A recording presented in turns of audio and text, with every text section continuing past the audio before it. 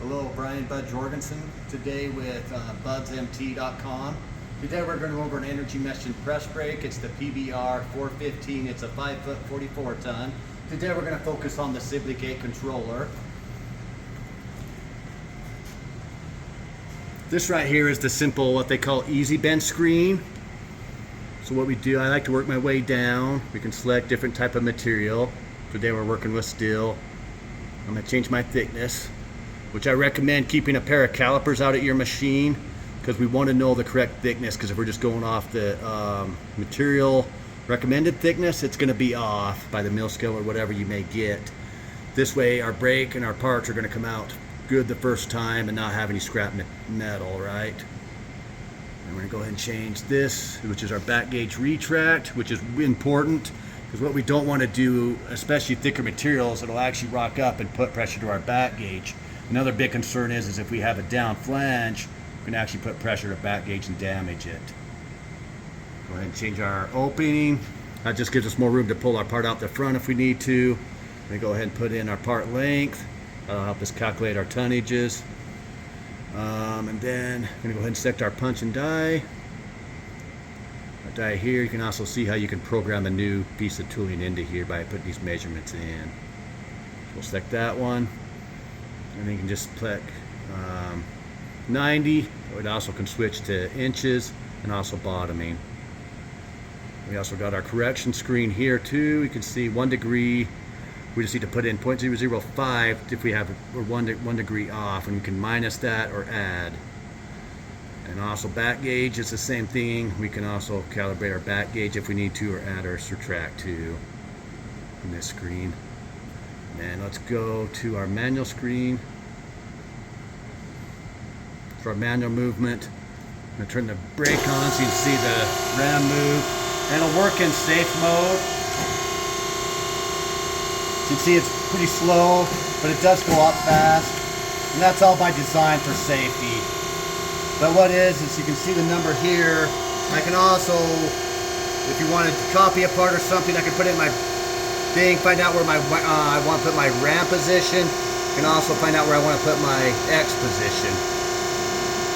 Or for maintenance purposes, this screen. And now we can go to our program screen, so new program. Now it's telling me you need to pick a punch and die. Need to fix my thickness.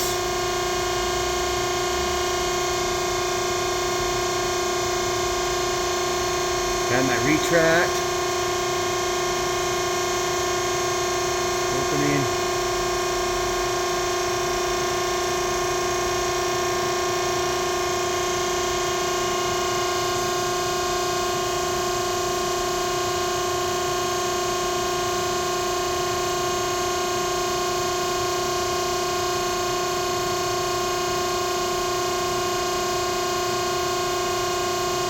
Add a bend.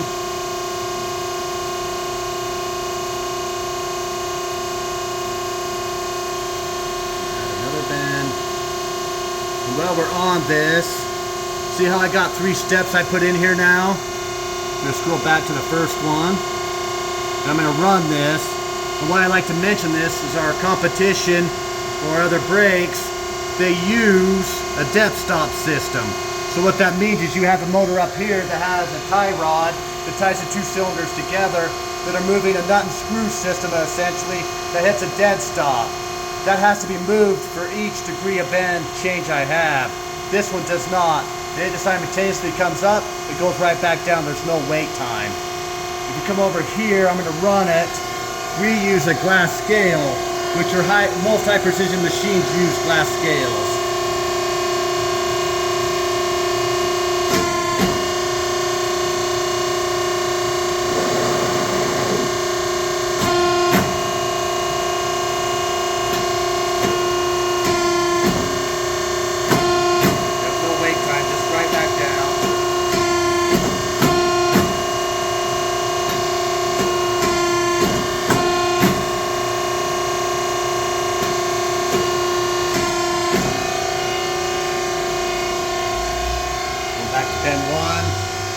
About the right thickness. Actually, I'm going to change 2 inch.